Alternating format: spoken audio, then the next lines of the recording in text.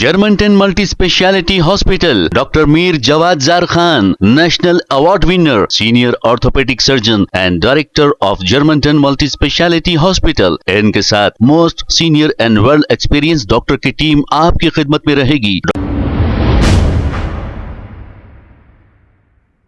अस्सलाम वालेकुम नाजरीन, 7H न्यूज सच को रखे आपके आगे। बेंगलुरु में गर्मा के मौसम में बहुत तेज बारिश हुई है। इस बारिश की वजह से सारे शहर की सड़कें झील जैसी नजर आ रही थी। अब यहाँ पर अवाम को काफी तकलीफ का सामना करना पड़ा। तेलंगाना के इलाके में भी बहुत ज्यादा गर्मी है। पता नहीं यहाँ का मौसम कब खुशगवार होगा। आइए देखते हैं इसी के चंद मनाजिर।